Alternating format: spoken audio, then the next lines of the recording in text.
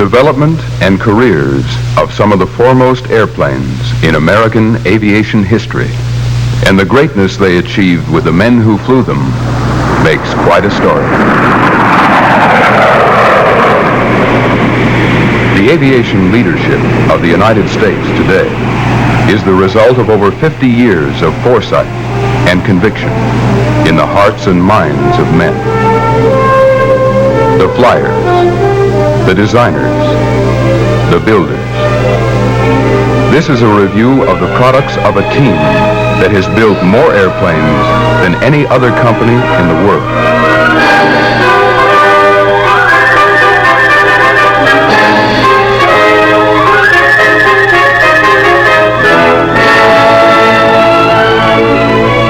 Today, aviation is one of the largest employers of people in American industry. Today, there are more than 60,000 men and women on the North American team, working at over 25 locations in Southern California, in Fresno, and in Columbus, Ohio. As with most companies, our beginnings were humble. In 1934, airplane manufacture was small business. Planes were built one at a time on a handmade basis by small teams of men.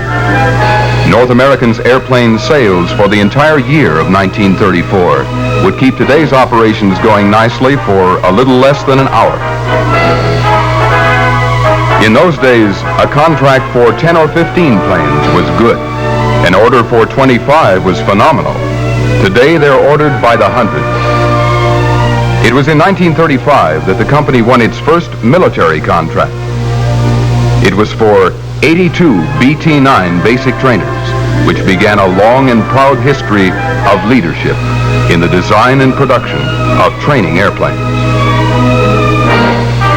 In the same period, the company's O-47 observation plane took military aviation well out of the biplane stage with one of the earliest all-metal planes produced in this country.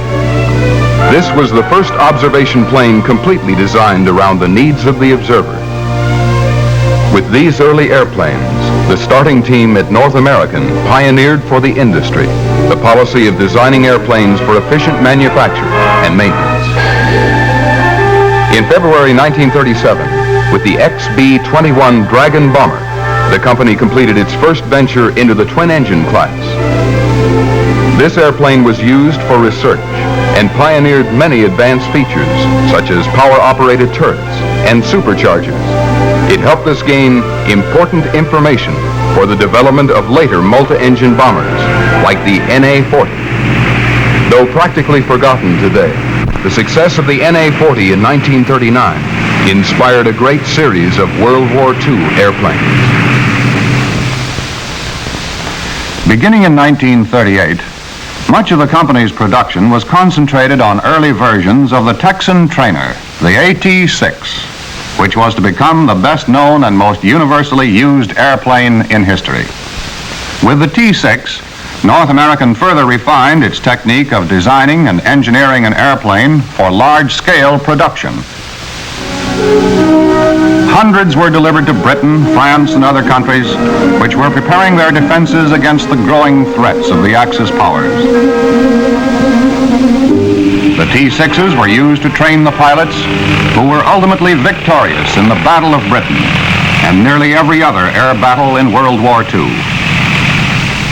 The Texan introduced the Flying Cadet to a low-wing, retractable landing gear, controllable pitch propeller, and the general handling characteristics of combat planes. In addition to training pilots, they were used to train aerial gunners, tow target sleeves, and for dive bombing practice. The T-6 was the first plane selected by both the Air Force and Navy.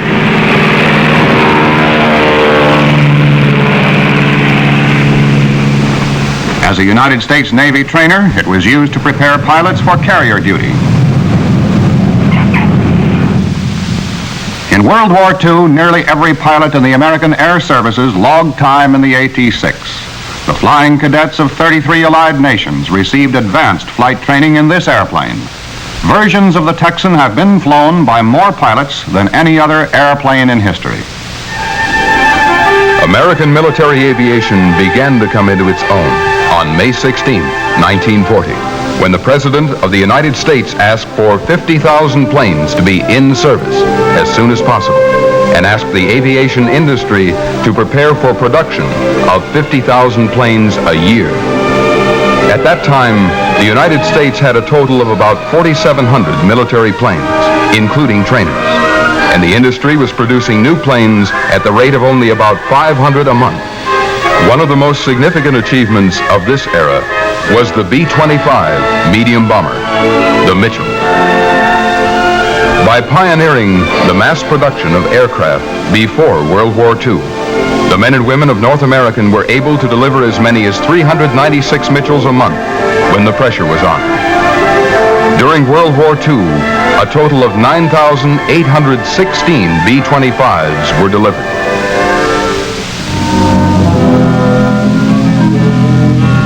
Perhaps the most significant event involving the B-25 occurred on April 18, 1942. The world was told this was Shangri-La. A lieutenant colonel by the name of Jimmy Doolittle led 16 Mitchells off the pitching deck of the aircraft carrier Hornet.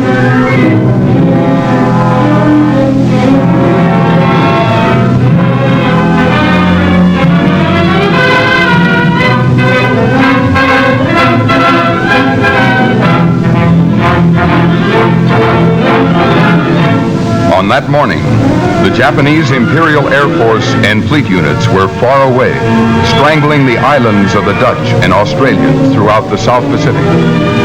This daring strike brought war to Japan for the first time in 2,600 years.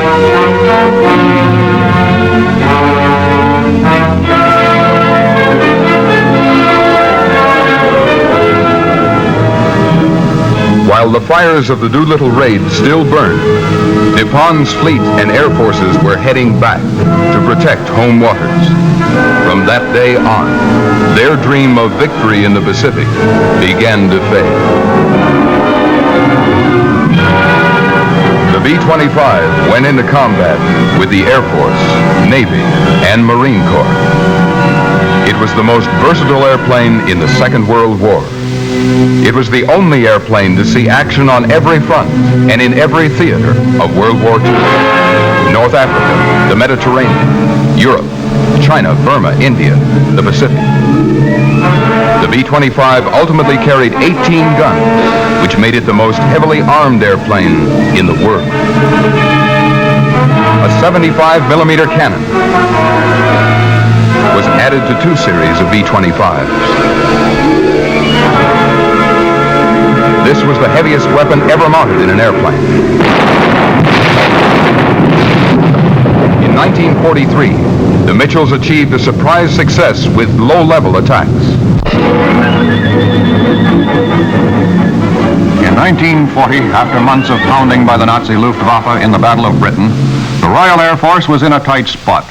They needed a fighter that could outfight anything in the sky, and they needed it fast. The British placed the order with North American, whose leaders believed they could create an entirely new fighter and have it in production in time.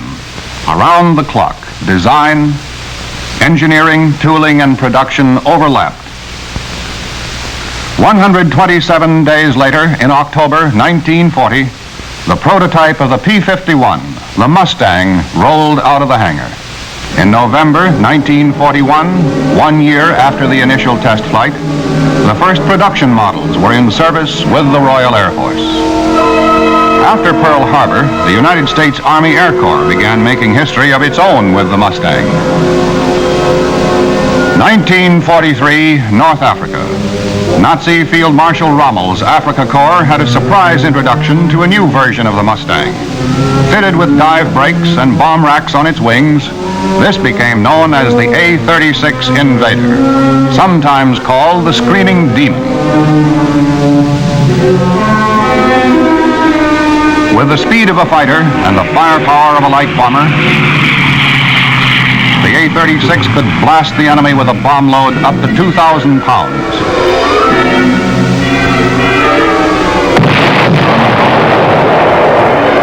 It could fight its way home against any fighter the Luftwaffe could muster. At their peak, our North American production lines were turning out one Mustang every hour, 24 hours a day, for an unprecedented total of 15,485. The P-51s were continuously modified and improved to benefit from lessons learned by the Air Forces in combat and to fulfill the basic need of all weapons to be superior to anything in the enemy's arsenal. Later versions were redesigned to give pilots for the first time on any airplane the advantage of 360-degree visibility with a bubble canopy. The Mustang could operate to 40,000 feet for photo reconnaissance, bomber escort, and for attacks on enemy bombers and escort fighters.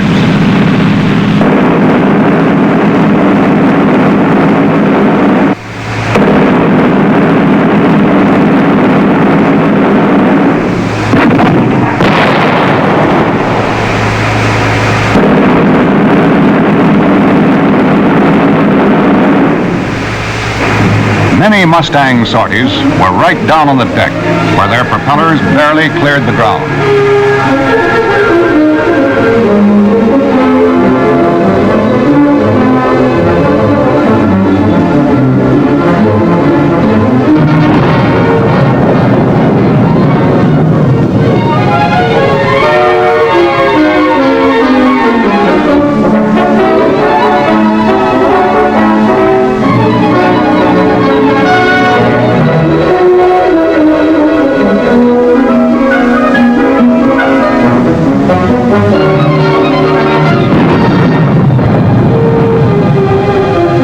Toward the end of the war in Europe, the P-51, through the courtesy of Hitler's Luftwaffe, had the distinction of working over the first jet airplanes in the world.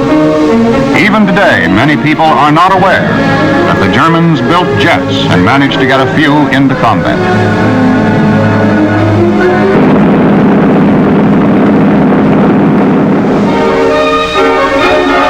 In 1944, a committee of the United States Senate evaluated the P-51 as the most aerodynamically perfect pursuit plane in existence.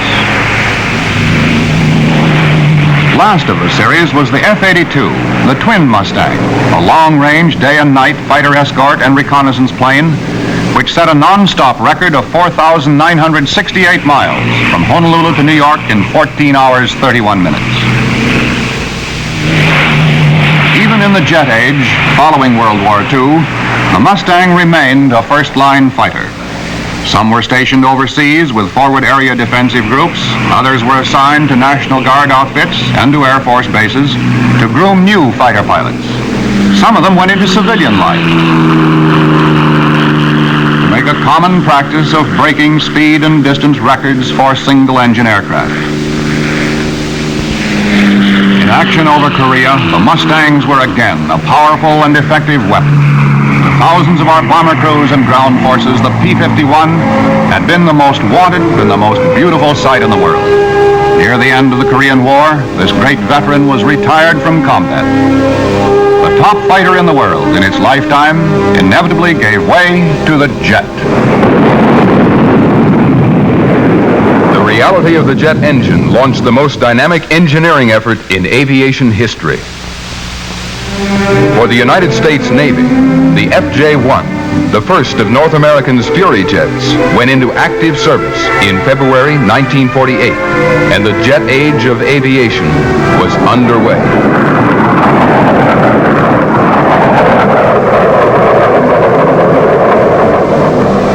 1 month later, in March of 1948, off the coast of Southern California, Furies, piloted by Navy commanders Pete Oran and Bob Elder, were the first American operational jet aircraft to carry out landings and takeoffs aboard a carrier at sea.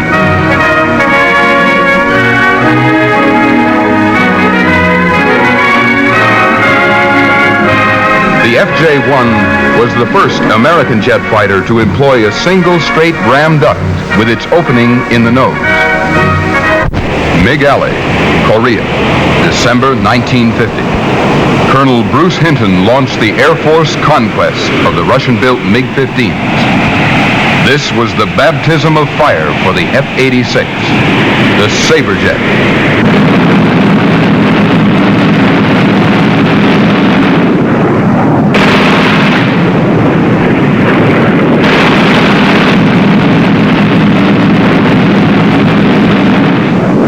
Today, of course, we take swept-wing aircraft pretty much for granted.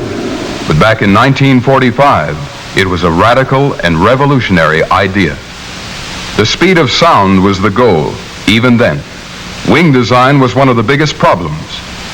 At that time, North American was developing a new high-speed straight-wing fighter.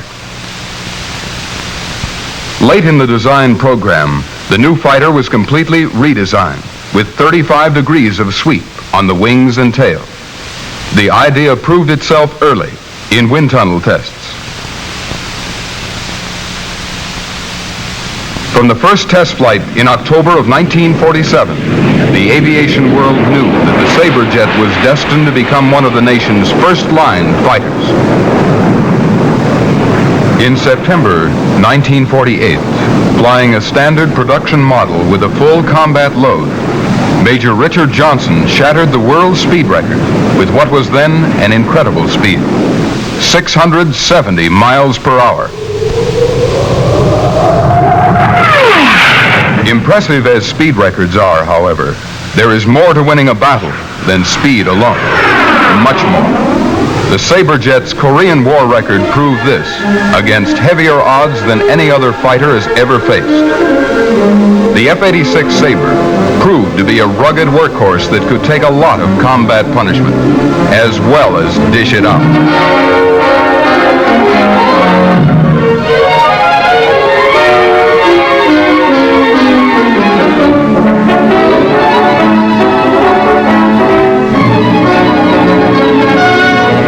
Features of the basic combat-seasoned Sabre design were continuously improved and adapted to an ever-widening range of combat requirements.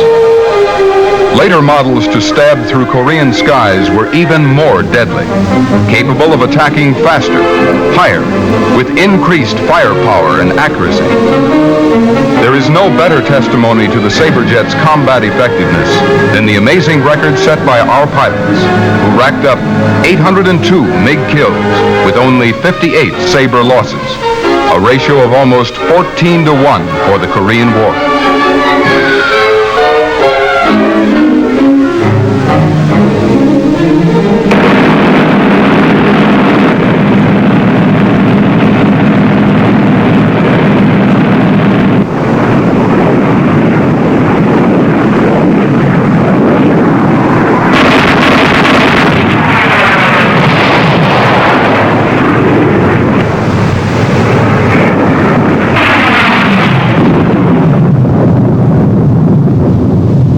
These consistent victories were a tribute to the skill of our pilots, to the wide range of capabilities engineered into the airplanes, and to the men and women who built them in ever-increasing numbers.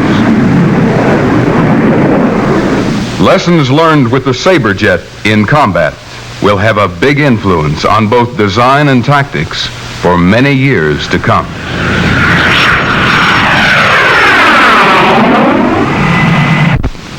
Jet fighters made jet bombers an inevitable requirement.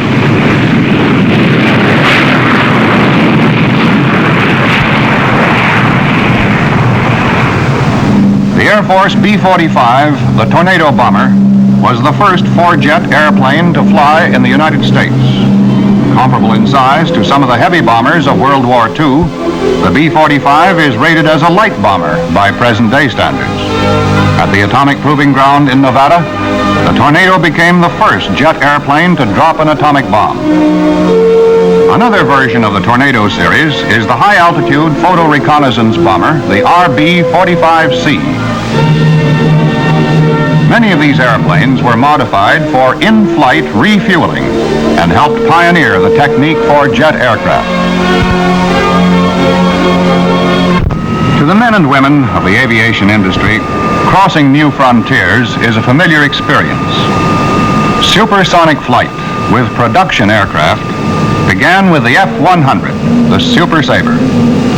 This airplane was as great an advance over the F-86 as the 86 was over the P-51.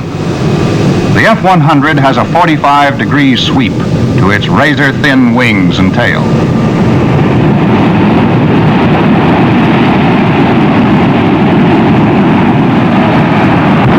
With all the thrust of an afterburner coupled to the most powerful jet engine in production, the F-100 still had a speed potential beyond the capability of its power plant. The Super Sabre was more than a new design. It was an engineering achievement of the highest order. It required a completely new approach to nearly every phase of design and brought about many new manufacturing methods as well. On its very first test flight, the Super Sabre went faster than sound. 4 months later, Colonel Pete Everest flew the F-100 to a new international speed record of 755.149 miles per hour.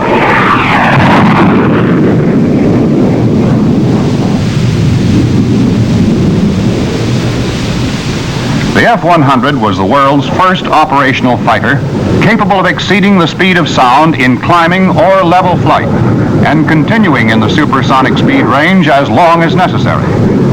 By a considerable margin, the Super Sabre outperformed any previous fighter and was capable of outfighting any known combat aircraft of its time. And it was versatile. Various models were adapted for fighter-bomber missions with bombs, rockets, napalm, and even atomic weapons.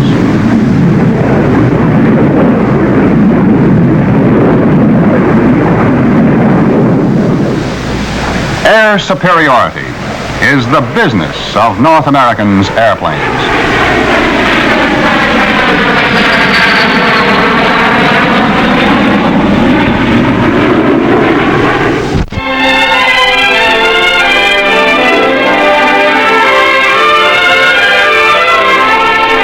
These are some of the programs, accomplishments, and goals of an organization of people that has devoted more than a quarter of a century to American aviation leadership. The challenge of the future looks more exciting than ever.